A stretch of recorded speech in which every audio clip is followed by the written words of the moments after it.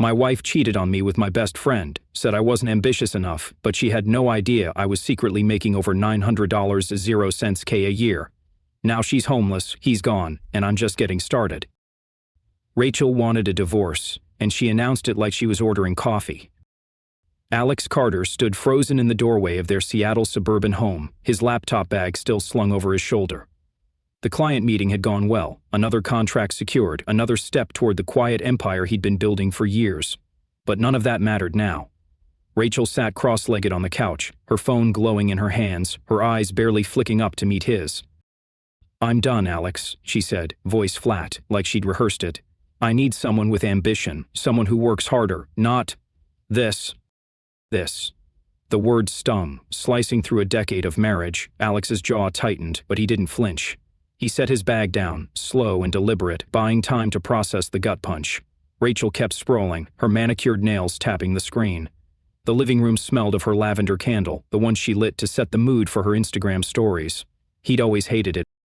"Ambition," he repeated, voice low, testing the word. "You think I lack ambition?" She sighed, finally looking at him, her eyes carrying that familiar mix of pity and impatience. "You're comfortable, Alex, too comfortable. You tinker with your little freelance gigs, but I need more. I deserve more." He almost laughed. Little freelance gigs. The contracts that paid for this house, her designer bags, the vacations she posted to her 12,000 followers. None of it existed in her narrative. He'd never corrected her, never flaunted the truth. He'd thought it kept them grounded, kept her happy. What a fool. "Rachel," he started, but she cut him off. "I've made up my mind. You don't need to beg." She stood, brushing her hair back like she was posing for a photo.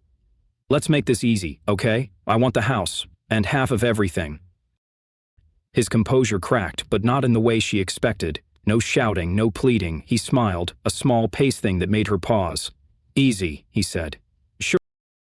He walked past her, toward the kitchen, his mind already racing. 10 years of supporting her dreams, her brand, her endless need for validation, and this was the reward. He poured a glass of water, the cold liquid grounding him. She didn't know about the accounts he'd kept separate, the investments, the real scope of his work. She didn't know him at all. 30 days, she called after him, her voice sharper now, like she sensed something off. "You need to be out by then." He didn't turn around, nodded. The water tasted like clarity. He'd built his life around her, but that was over. As he stood there, the first ember of something new sparked inside him. Not anger, not yet, but resolve. Rachel thought she'd broken him. She had no idea what she'd just unleashed. The days that followed were a study in silence.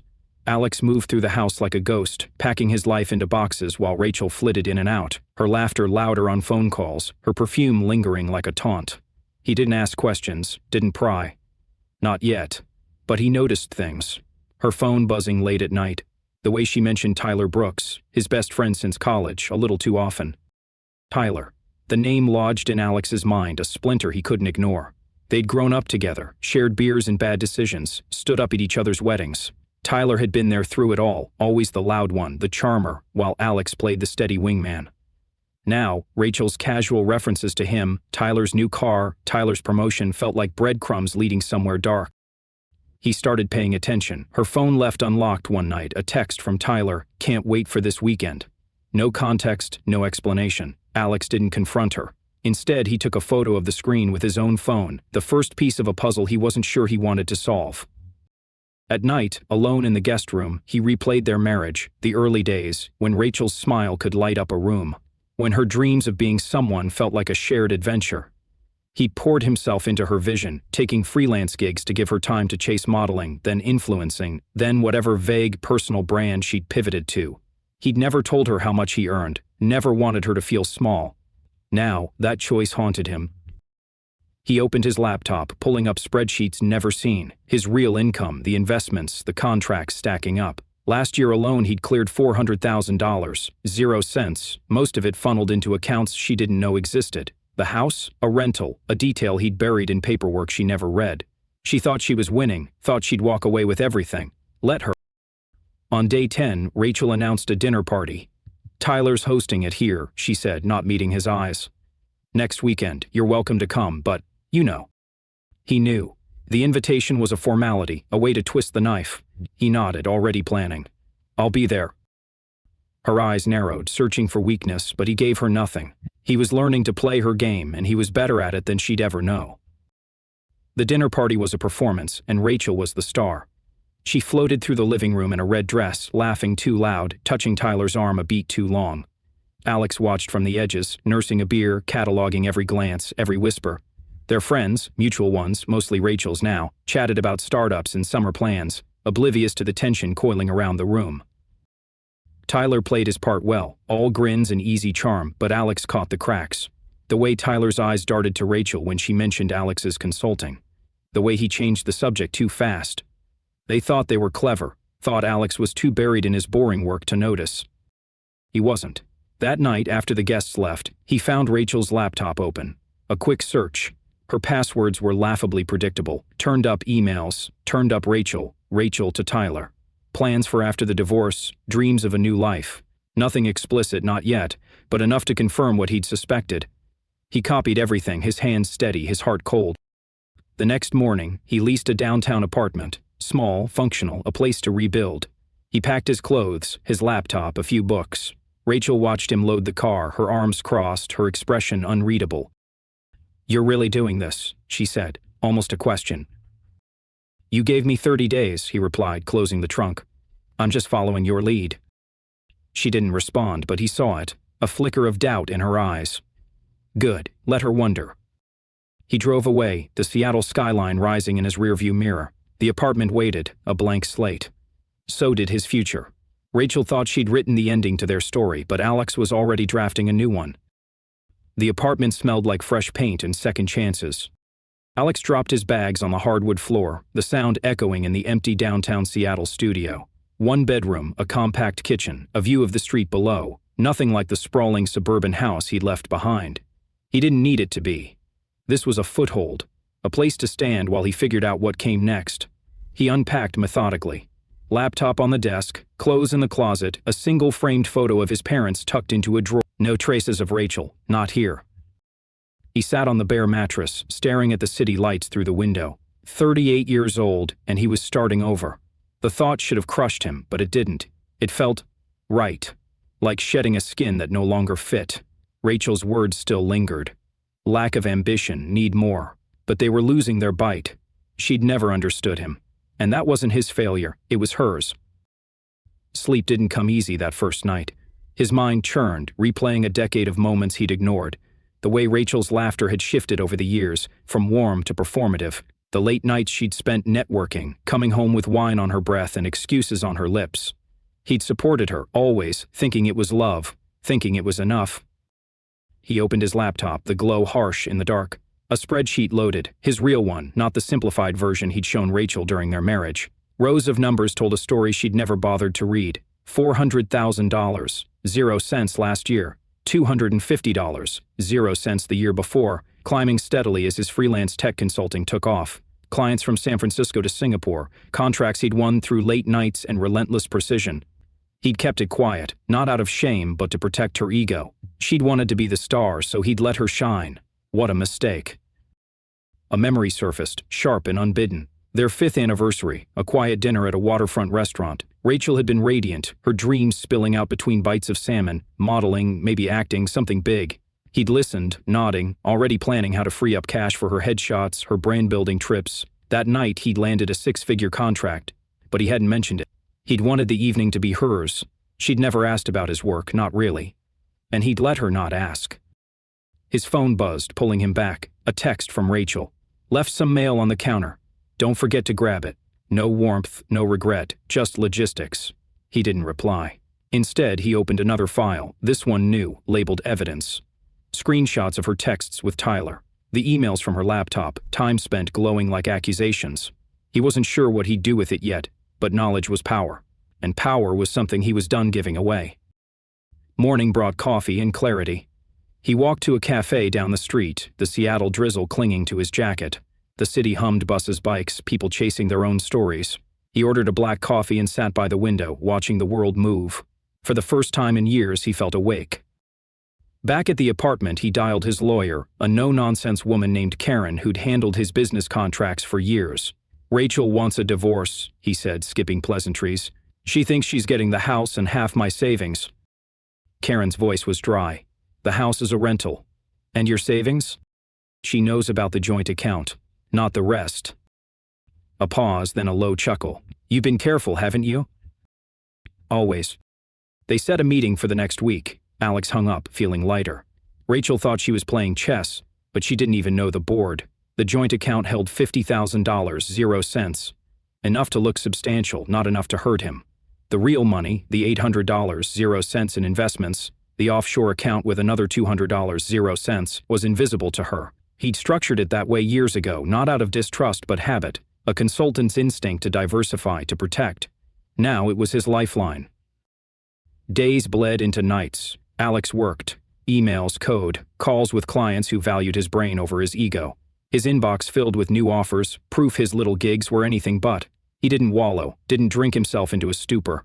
Instead, he ran numbers, planned moves. Rachel's deadline loomed, 30 days, now down to 20. But he wasn't scrambling. He was building. Tyler's name kept surfacing, though. Rachel mentioned him in passing texts. About the house, the dinner party, always with that casual tone that screamed rehearsal. Tyler's helping with the utilities. Tyler says the backyard needs work. Alex didn't bite, but he noticed. Tyler, who'd always been too smooth, too quick with a grin. Tyler, who'd borrowed money from Alex twice and never paid it back. Tyler, who'd stood at their wedding and toasted their future. Another screenshot joined the file, Rachel's calendar, a dinner marked with Tyler's name, no mention of Alex. He didn't need to see more. The puzzle was taking shape, and it wasn't pretty. One evening, unpacking a box, he found an old journal, his own, from years back, filled with notes and sketches, ideas for apps, systems, dreams he'd shelved to keep Rachel's world spinning. He flipped through it, the pages a map of who he'd been. A line caught his eye, scrawled in the margin. Don't forget yourself. He didn't remember writing it, but it hit like a warning. He closed the journal and looked around the apartment. Bare walls, a single chair, a life stripped to essentials. It wasn't empty, it was clean, a blank slate. Rachel thought she'd taken everything, but she'd missed the most important part, him. That night he slept better, not long but deep. When he woke, the city was still there, waiting. So was he. Tyler's laugh always carried, but now it sounded like a warning. Alex sat at the kitchen counter of his new apartment, a half-empty coffee mug beside his laptop. The city hummed outside, but his focus was on the screen. A photo he'd taken of Rachel's phone 2 nights ago. Tyler's text. Can't wait for this weekend. Innocent enough, maybe, if you ignored the timing, the secrecy, the way Rachel's voice softened when she said his name. Alex wasn't ignoring anything anymore. He leaned back, rubbing his eyes. The dinner party was tomorrow, and Rachel's texts kept coming. Logistics about the house, reminders to be civil when Tyler showed up. Each one felt like a performance, her words too polished, too careful. He didn't reply. Let her sweat. The past week had sharpened his instincts. He'd always trusted Tyler, college nights burning through dive bars, road trips, the kind of friendship that felt like family. Tyler had been there when Alex met Rachel, had joked about stealing her if Alex didn't lock it down. Funny then, not now. Alex opened another file, the growing collection of clues, Rachel's calendar with Tyler's name, an email about a weekend plan she hadn't mentioned. Small pieces, but they fit. He remembered a night last year, Tyler crashing on their couch after a fight with his girlfriend. Rachel had stayed up late pouring wine, laughing at Tyler's stories. Alex had been on a deadline, half listening from his office. Nothing had seemed off then, just friends blowing off steam. But now, every memory was suspect. Had Tyler's hand lingered when he passed her the bottle? Had Rachel's smile been too bright? The questions gnawed, not because he missed her, but because he hated being played. His phone buzzed. Rachel again. Tyler's bringing wine tomorrow, don't make it weird. He stared at the message, the urge to fire back rising, then feigning. Weird. She was rewriting their history, painting him as the problem. He set the phone down and opened his laptop's browser instead, pulling up Tyler's social media. Public posts, nothing damning. Cars, gym selfies, the usual flex. But Rachel's likes dotted his feed, consistent, recent, another breadcrumb. Alex stood, pacing the small apartment. He didn't want to be this guy, paranoid, digging through digital footprints like a scorned teenager. But trust was a currency he'd spent too freely, and he was done being broke. He poured another coffee, the bitterness matching his mood, and sat back down. A new email from a client pinged. Another contract, $80,000, 0 cents for 3 months' work. Proof his life wasn't crumbling, no matter what Rachel thought. He flagged it, then returned to his file. A memory hit him, uninvited. 2 years ago, Tyler's birthday at a rooftop bar. Rachel had organized it, insisted Alex come despite a looming deadline. Tyler had pulled him into a hug, slurring gratitude, while Rachel beamed, her arm around Tyler's waist. Best friends, she'd called them, her voice bright enough to sell it. Alex had smiled, ignoring the late hour, the way Tyler's eyes lingered on her. Loyalty had blinded him then. Not anymore. He opened a new document, typing fast. Timeline, dates, events, anything tying Rachel to Tyler. The dinner party invite. Tyler hosting at their house, not his. Rachel's sudden need for space, last month, coinciding with Tyler's breakup. Her phone buzzing at 2 a.m., her excuse about work. The pattern was there, and Alex was done pretending it wasn't. His lawyer's words echoed, "You've been careful." Damn right. The house, the joint account. Rachel thought she'd won the jackpot, but it was pocket change. He'd let her keep her illusions for now. The real game started tomorrow, at that dinner party, where he'd watch them both. Not to confront, not yet. To confirm. He closed the laptop and walked to the window. Seattle stretched out below, a maze of lights and secrets. Tyler had been his brother, Rachel his partner. Both had chosen betrayal over loyalty. Fine. Alex wasn't the one who'd pay for it. Tomorrow he'd show up, smile, play the part, but he'd be watching, and when the truth came out, as it always did, he'd be ready. The house smelled like Rachel's ambition. Wine, perfume, and a hint of desperation. Alex stepped through the front door, his old key still working, though it felt like a relic. The Seattle suburban home buzzed with chatter, glasses clinking, laughter rising over a playlist Rachel curated for her followers. She'd transformed the living room into a stage, candles flickering, a charcuterie board artfully arranged, everything screaming curated perfection. He almost admired it, if it weren't so hollow. Rachel spotted him first, her red dress catching the light as she crossed the room. "You came," she said, smile tight, like she'd hoped he wouldn't. Her eyes flicked over his button-down and jeans, simple but sharp. He'd dressed to blend, not to compete. "Wouldn't miss it," he replied, voice steady. He handed her a bottle of Cabernet, a neutral offering. She took it, her fingers brushing his for a second too long, testing him. He didn't flinch. "Tyler's in the kitchen," she said, already turning away. "Help yourself to food." He nodded, scanning the room. Mutual friends milled about, Sarah from Rachel's yoga class, Mike from their old trivia nights, a Leviticus to the fault lines underfoot. Then he saw Tyler, leaning against the counter, a beer in hand, grinning at a woman Alex didn't recognize. Tyler's charm was a weapon, always had been, and tonight it was on full display. Alex moved to the edge of the room, grabbing a plate to look occupied. He wasn't here to eat. He was here to observe. Rachel floated through the crowd, her laughter louder when Tyler was near, her hand grazing his arm as she passed. Tyler played along, his eyes tracking her, then darting away when Alex's gaze lingered. They were good, but not good enough. He pulled out his phone, pretending to check a message. Instead, he opened the camera, snapping a subtle shot of Rachel whispering to Tyler by the fridge. Nothing overt, just another piece for the file. He'd been building it all week, texts, emails, now this. The truth was a mosaic, and he was patient. "Hey man," Tyler's voice cut through his thoughts, too loud, too late. He strode over, clapping Alex on the shoulder like nothing had changed. "Didn't think you'd show." Alex met his eyes, smile easy. "Rachel invited me. Seemed like the right thing." Tyler's grin faltered, just for a second. "Yeah, cool, glad you're here." He gestured vaguely at the room. "Big night, you know. Rachel's killing it with this influencer stuff." "She's always been good at that," Alex said, letting the words hang. Tyler shifted, sipping his beer, and Alex caught it.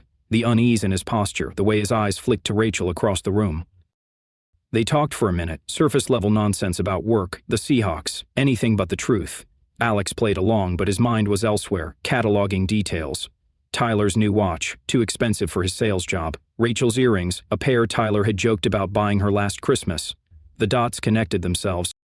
Dinner was served, salmon, quinoa, some kale thing Rachel called elevated. Alex sat at the far end watching the performance unfold.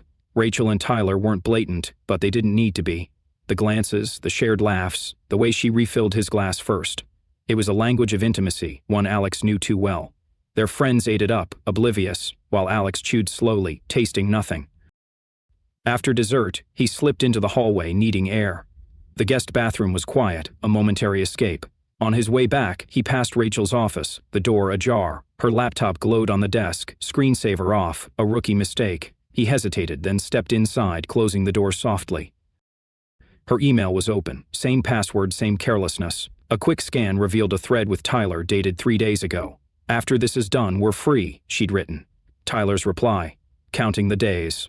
Alex's pulse stayed even as he screenshot it, sent it to himself, deleted the trace. 2 minutes, in and out. He was back in the living room before anyone noticed. The party wound down, guests trickling out. Rachel found him by the door, her face flushed with wine and victory. "Thanks for coming," she said, like it was her house alone. "It means a lot." "Wouldn't miss it," he said again, his smile a mirror of hers, polished, empty. Tyler hovered nearby, pretending to stack plates, watching them. Alex nodded at him, then stepped into the night.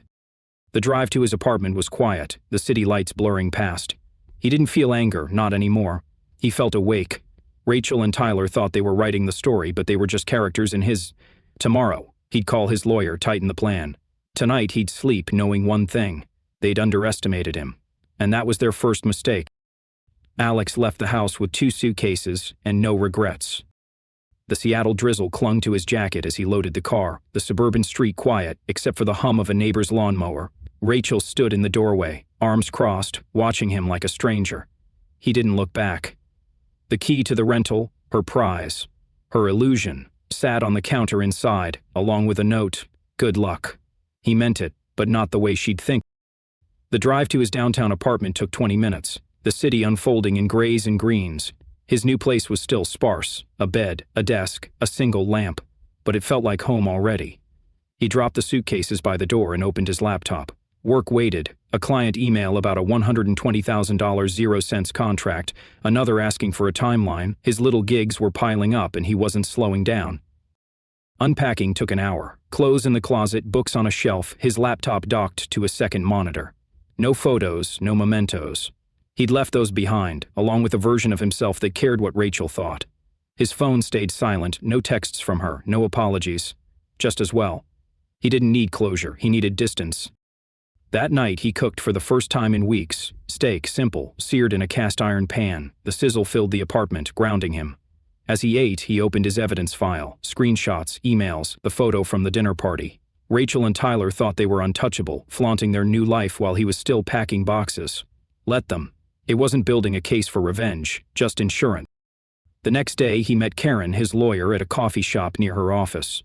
She slid a folder across the table, her eyes sharp behind glasses. "Divorce papers," she said. "Rachel's team thinks they're getting the house and half your liquid assets." Alex sipped his coffee, unfazed. The house was a rental. She never checked the deed. Karen smirked. "And the assets?" "Joint accounts got 50 grand. She doesn't know about the rest." "Smart," she tapped the folder. "We can drag this out, make her sweat. Or we go clean, let her think she's won." "Clean," Alex said. "I don't need her fighting dirty when she realizes the truth." Karen nodded, jotting a note. "You're playing long ball, I like it." Back at the apartment, Alex worked. Code flowed, contracts landed, his inbox a steady pulse of opportunity. Rachel's world was shrinking, posts about Tyler, brunches brung up, but his was expanding. He leased a gym membership, started running along the waterfront, the city's rhythm syncing with his own. Mornings brought coffee and focus. Nights brought plans. He wasn't hiding anymore. A week later, he got a text from Sarah, a friend from the dinner party. Saw Rachel and Tyler at a club, there, loud about it. Attached was a photo, Rachel laughing, Tyler's arm around her, both oblivious to the camera. Alex saved it to the file, no emotion, just habit.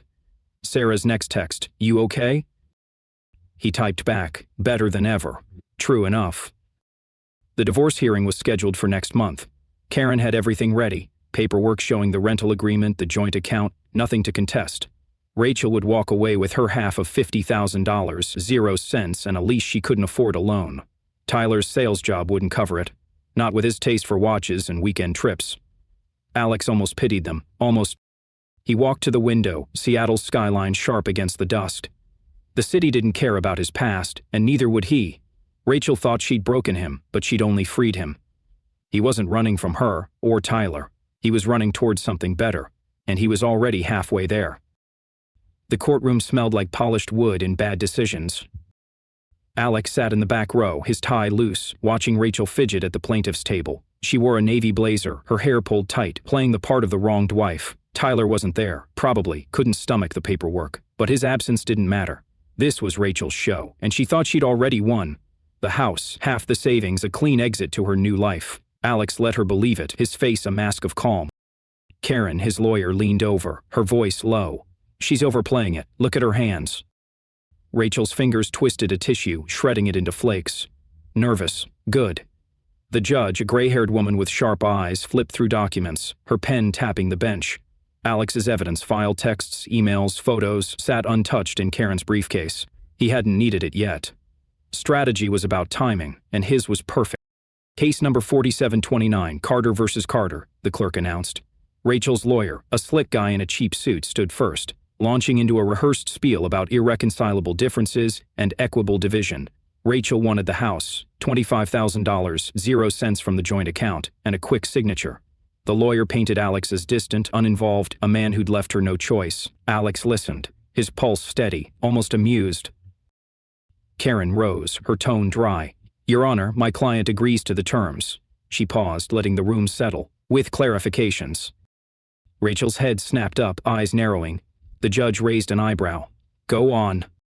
The house, Karen said, sliding a document forward, is a rental. Mr. Carter signed the lease, but it's in both their names. Mrs. Carter can assume it, provided she covers the $4,000, 0 cents monthly payment.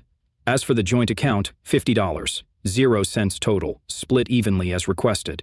My client has no objection. The judge scanned the paper, nodding. Rachel's lawyer blinked, caught off guard, scrambling to whisper in her ear. Rachel's face flushed, the tissue now a pile of confetti. She hadn't known. Of course she hadn't.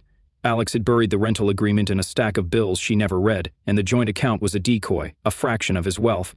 He'd played her game better than she ever could. Anything else? The judge asked, her tone clipped. No, Your Honor, Karen said, sitting down. Alex caught her smirk, barely there, but enough. Rachel's lawyer tried to recover, stammering about miscommunications and further assets, but the judge cut him off. If you're alleging hidden funds, file a motion with evidence. Today, we're settling what's on the table. Alex leaned back, his hands folded. Rachel shot him a look, anger, confusion, the first crack in her confidence. He met her gaze, his expression blank, giving her nothing. She'd thought he was a pushover, a comfortable man with no fight. Now, she was starting to see. The judge signed off. Rachel got the lease and $25,000, 0 cents. Alex kept everything else, his investments, his contracts, his real life. The gavel cracked, and it was over. Rachel stood, her blazer creased, her lawyer muttering apologies. She didn't look at Alex again, just swept out of the room, her heels clicking like a countdown. Outside, Karen handed him a folder. Clean as it gets, she'll figure out the rent situation in a month, tops. Thanks, Alex said, tucking it under his arm. The Seattle sky was gray, but it felt bright to him. You didn't use the file, Karen noted, nodding at her briefcase. Didn't need to. He smiled, small but real. This wasn't about them, it was about me. He walked to his car, the weight of the past lifting with each step. Rachel thought she'd taken everything, but she'd only cleared the stage. The real show, his show, was just beginning. Alex's inbox was a goldmine, and he was digging deeper every day. The penthouse was still raw bare walls, a single couch, boxes stacked in the corner, but the view of Seattle's skyline made it feel alive. Alex stood by the floor-to-ceiling windows, coffee in hand, watching ferries cut across Puget Sound. 3 months since the divorce, and his world had shifted. No Rachel, no Tyler, just him and the empire he'd been building all along. His phone buzzed, another contract, $150,000, 0 cents for a 6-month gig with a fintech startup. He skimmed the details, flagged it for Karen to review, and moved on. Last week, a cybersecurity firm had dropped $200, 0 cents for a system overhaul. The week before, a Singapore client paid $250, 0 cents, for a rush job. His freelance work wasn't just thriving, it was exploding. The numbers ticked up, his annual income crossing $600, 0 cents without breaking a sweat. He sat at his desk, a sleek glass thing he'd bought to match the penthouse vibe, and opened his investment portfolio.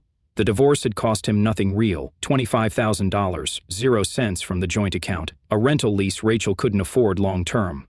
His real wealth, the $800, 0 cents in stocks, the $200, 0 cents untouched. He'd moved half into a new fund last month, diversified across tech and real estate. The returns were already climbing. The penthouse was his first big splurge. $5,000, 0 cents a month, top floor, a statement he didn't need to shout. He'd furnished it slowly, black leather couch, a dining table he never used, a bed that felt too big for one person. The space wasn't home yet, but it was his. No traces of Rachel's candles or Tyler's loud laughter, just clean lines and quiet possibility. His routine had hardened into something solid. Mornings, coffee, emails, a run along the waterfront. Afternoons, client calls, code, proposals. Nights, bourbon or a book, sometimes both. He'd started seeing Camilla, his therapist, twice a month. Not to grieve Rachel, but to understand himself. "You're not running from pain," Camilla had said last session. "You're chasing clarity." She was right.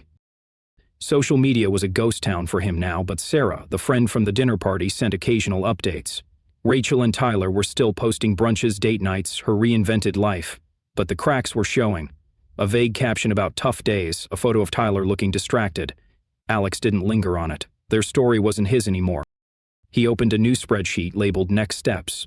Lines for investments, travel, maybe a side project.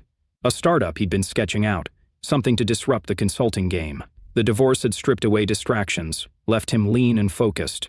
Rachel thought she'd taken his future. She'd only cleared the path. His phone lit up again, a text from a client. "Loved the last deliverable. Got another for you. Name your price." Alex smiled, typing back a number that felt bold but fair. They'd pay it. They always did. The city sparkled below, indifferent and alive. He didn't need Rachel's validation or Tyler's loyalty. He had his work, his mind, his choices. The empire wasn't underground anymore. It was rising, and he was just getting started.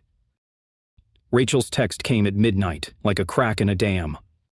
Alex was halfway through a bourbon, the penthouse dark except for the glow of his laptop. The message lit up his phone. "Hey, just checking in. Hope you're doing okay." No apology, no context, just her name and that familiar ellipsis, as if she'd typed more and deleted it. He stared at the screen, the Seattle skyline glittering beyond the window, and felt nothing but the weight of her timing. He didn't reply. Instead, he leaned back, glass in hand, and let the moment settle. 3 months since the divorce. 2, since he'd last seen her face, flushed and defiant in the courtroom. Now this. A friendly check-in, she'd called it, but Alex knew better. Rachel didn't do casual, not when she wanted something. His life had surged forward while hers, from what he'd heard, was stalling. Sarah's updates painted a picture. Rachel and Tyler still posted their curated bliss. Rooftop bars, weekend getaways, but the edges were fraying. Tyler missed rent once, Sarah said, and Rachel's latest influencer deal had fallen through. No hard proof, just whispers from mutual friends who'd started to notice. Alex hadn't asked for the intel. It just came, like debris, washing ashore. He set the bourbon down and opened his laptop, pulling up his portfolio. Another $50,000, 0 cents in gains this month, his investments humming along. A new contract had landed yesterday, $180, 0 cents for a logistics firm's data building. Work was a river, steady and deep, carrying him further from the wreckage of his past. Rachel's text was a ripple, nothing more. Still, curiosity tugged. He opened her social media, something he hadn't done in weeks. Her latest post was a selfie, all filters and forced smiles, captioned, "Grateful for new beginnings." Tyler wasn't tagged, but his shadow was there, a hand holding a wine glass in the background. The comments were thinner than usual, her followers sensing the cracks. He closed the tab. Not his circus, not his monkey. Another text buzzed. "I know things ended rough, but I don't want bad blood." Rachel again, doubling down. He pictured her typing, maybe alone, maybe with Tyler snoring beside her, the rent due and her confidence thinning. The house, the rental she'd thought was hers, had to be a noose by now. $4,000, 0 cents a month wasn't pocket change, not on Tyler's salary and her sporadic brand gigs. He typed a reply. "No bad blood, take care." Short, polite, a door firmly closed. He hit send and silenced his phone. Let her read into it, let her wonder. He wasn't here to save her, not anymore. The next morning, he ran his usual route along the waterfront, the air sharp with salt and dawn. Camilla's words from their last session echoed. "You're not responsible for her choices." He'd nodded then, but now he felt it, the truth settling into his bones. Rachel's regret wasn't his burden. He pushed harder, legs burning, the city waking around him. Back at the penthouse, he showered and dove into work. A client call at 10, code to debug by noon, a pitch to prep for a $200,000 0 cents contract. His world was full, his focus unbreakable. Rachel's texts faded to background noise, like a radio left on in another room. By evening, Sarah sent another update, unprompted. "Rachel's asking about you, said she might call." Alex didn't respond. He poured another bourbon, opened a book, a biography on resilience, and let the night unfold. Rachel could reach out, beg, or break. It didn't matter. He was already gone, building something she'd never touch. Rachel's perfect life was unraveling, and Alex didn't need to lift a finger to see it. He stood in his penthouse kitchen chopping garlic for a late dinner, the Seattle skyline a silent witness beyond the glass. His phone sat on the counter, silence but glowing with a message from Sarah. Rachel and Tyler got evicted. They're couch surfing now. No surprise there. The $4,000 0 cents rent on the house, the one Rachel thought she'd won, had been a ticking bomb. Tyler's sales job and her influencer gigs couldn't keep up. Not with their taste for flash and no substance to back it. Alex diced an onion, his knife steady. He didn't gloat, didn't smile. Their collapse was just gravity doing its work. He'd known it was coming.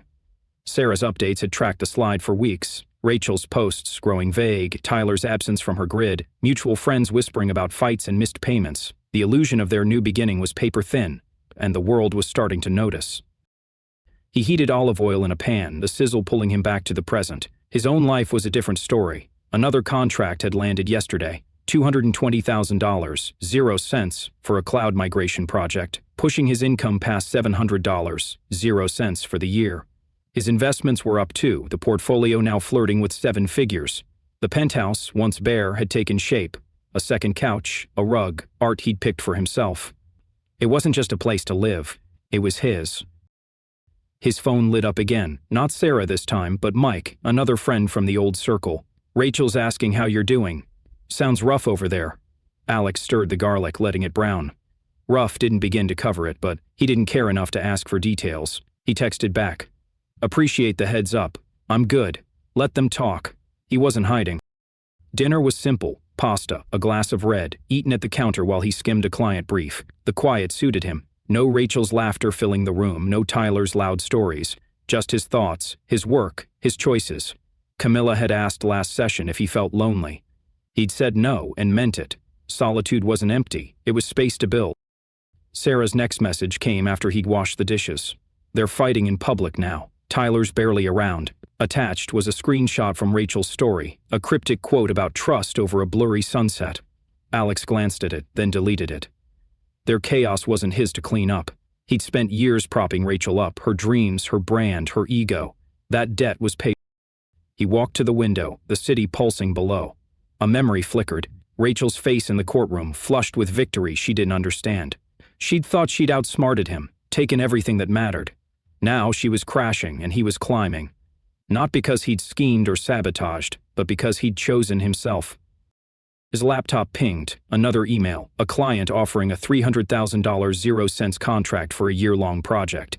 He flagged it for tomorrow, his mind already mapping the terms. Rachel and Tyler were falling behind, but he was running ahead, and the gap was only growing. He didn't need their regret to fuel him, he had his own fire. Rachel's voice trembled through the phone, but Alex wasn't buying the act. He was in his penthouse, reviewing a $250,000 0 cents contract proposal, when the call came. Rachel's name flashed on the screen, a ghost he'd almost forgotten. He let it ring twice, debating, then answered, voice flat. "What's up?" "Alex," she started, her tone soft, practiced. I just needed to hear your voice. Things have been hard." He leaned back, glancing at the Seattle skyline, its light steady against the dusk. Hard. He'd heard the rumors. Sarah's texts, Mike's updates. Rachel and Tyler, evicted, bouncing between friends' couches, their perfect life a public wreck. He didn't need details to know she was desperate. The quiver in her voice wasn't grief, it was strategy. "Sorry to hear that," he said, keeping it neutral. "What do you need?" A pause, then a sniffle. "Tyler's. Not who I thought. We're struggling, Alex. I didn't know who else to call." He almost laughed, months of silence and now this. Her reaching out, expecting him to play savior again. He stood, pacing to the window, the city sprawling below. His life was solid, $750,000, 0 cents in income this year. A portfolio cresting $1,200,000, 0 cents, the penthouse finally feeling like his. Rachel's chaos wasn't his to fix. "Sounds rough," he said deliberate. But you made your choices. Alex, please. Her voice cracked. Real or not, he couldn't tell. I'm not asking for much, just maybe a loan to get us back on our feet? Us. Tyler was still in the picture then. Alex's jaw tightened, but his tone stayed even. I'm not a bank, Rachel. You've got to sort this out yourself. Silence stretched, heavy. When she spoke again, the softness was gone. You've changed. The old Alex would have helped. The old Alex is gone, he said. No edge, just fact. You wanted freedom. You've got it. He ended the call before she could push harder, setting the phone down with a quiet click. No anger, no guilt, just clarity. Camilla's words from their last session echoed. You don't owe her redemption. Damn right. The next day, Sarah texted. They showed up at your old office, asked for you. Alex didn't flinch. He'd moved his work to a co-working space downtown, no trace left at the old address. Let them chase shadows. He was busy. Another client meeting, a $300,000 0-cent deal on the table. His focus razor sharp. By evening, Mike sent a photo. Rachel and Tyler outside a bar, her face streaked with mascara, his arms crossed, distant. They're done, Mike wrote. Alex deleted it. Their collapse wasn't his victory, it was just noise. He poured a bourbon, opened his laptop, and kept building. Rachel could beg, Tyler could fade, but Alex was already miles ahead, untouchable. Rachel's world imploded in a bar downtown, and Alex didn't need to be there to know it. He was in his penthouse, scrolling through a client's database specs, when Sarah's text landed. Tyler cheated. Rachel's a mess. Public meltdown at the Rusty Anchor. A photo followed. Rachel, mascara-streaked, screaming at a blurry figure who had to be Tyler. Alex glanced at it, then set his phone down. The $300,000 0-cents contract on his screen mattered more. Their drama did. Seattle's rumor mill was relentless. Sarah and Mike had kept him looped in, though he never asked. Tyler had been slipping for weeks. Late nights, new friends, less time with Rachel. Now, the inevitable. He'd hooked up with a coworker, and Rachel caught him. Sarah said she'd thrown a drink, screamed until the bouncer dragged her out. Tyler walked away, didn't look back. Classic. Alex poured a coffee, the machine's hum filling the quiet.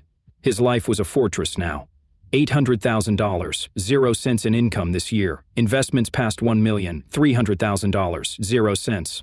The penthouse, a sleek reflection of his focus. Rachel's call came an hour later, her voice raw, no trace of the polished influencer. Alex, I need you. He's gone. I've got nothing. He leaned against the counter, staring at the city lights. Nothing. She'd burned their marriage, bet on Tyler, and lost. Now she was back, expecting him to pick up the pieces. I'm sorry you're hurting, he said, measured. But this isn't my fight. You don't understand, she pressed, words slurring. I made mistakes, okay? I know that now. Can't we just talk? We're talking, he said, and I'm telling you, I'm done. You've got to figure this out. She sobbed, a sound that might have broken him once. Not anymore. I have nowhere to go, she said. Please, Alex. He closed his eyes, Camilla's voice in his head. Her choices aren't your chains. He opened them, his reflection sharp in the glass. Rachel, he said, you wanted a new life. Live it. He hung up, silenced his phone, and went back to work. No rush of vengeance, no pity, just a line drawn. Tyler's betrayal of her was poetic, a mirror of what they'd done to him. But Alex didn't need their pain to feel whole. His contracts, his runs along the waterfront, his sessions with Camilla, they were enough. Sarah texted again the next morning. She's crashing with a friend. Tyler's gone silent. Alex didn't reply. He was due for a client call, another $100,000, 0 cents on the table. Rachel's meltdown was a distant echo, fading with every step he took forward. She'd broken herself, and he wasn't the one to fix it. Alex's reflection in the penthouse window looked like a man he finally recognized. He stood there, bourbon in hand, Seattle's skyline a glittering backdrop. The past year had carved him into something new, leaner, sharper, unburdened. His laptop sat open on the desk, a blog draft glowing on the screen.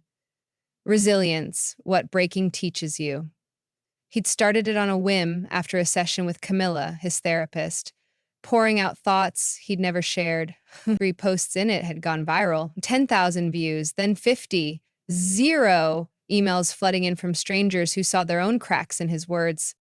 Camilla's office was a quiet anchor, twice a month, a place to unpack without judgment. You've rebuilt from the ground up, she'd said last week, her eyes steady. What's next? He hadn't answered then, but he felt it now. Peace, not vengeance, was the goal. Rachel and Tyler were ghosts, their chaos a fading signal. He didn't need their downfall to rise. He was already there. His phone buzzed. A client confirming a $400,000 0 cents contract, his biggest yet. Income for the year had hit $900, 0 cents. Investments past $1,500,000, 0 cents. The penthouse was home now, filled with pieces he'd chosen: a cedar bookshelf, a charcoal rug, a single abstract painting that caught the light, no traces of the old life, just his. Sarah's last update had come days ago. Rachel was scraping by, waitressing, her social media dead. Tyler had vanished, probably chasing another fleeting high. Alex hadn't replied. Their story was over, and he wasn't rereading it. He sat at his desk, tweaking the blog post. Words flowed, honest, raw, about losing everything and finding more. Readers called it inspiring. To him, it was just truth. Camilla had pushed him to write, to process out loud. She'd been right. She'd also become more than a therapist. Coffee last month, a quiet spark in her smile. He wasn't rushing it, but he felt the possibility, a door he might open later. The blog's inbox pinged again, a publisher, offering a book deal. He flagged it, stunned but not surprised. His voice was resonating, and he'd keep using it. Not for fame, but for clarity. His, and maybe others. He walked to the window, the city alive below. Camilla had asked if he was lonely. He wasn't. Solitude was freedom, and if love came, with Camilla or someone else, it would be on his terms, authentic, no masks. He'd chosen himself, and that was enough. His next post would go up tomorrow, another step in a journey he hadn't planned but owned completely. Alex sipped his bourbon, the warmth spreading. Rachel had shattered him, but the pieces had built something better. He was whole, not because he'd won, but because he'd learned.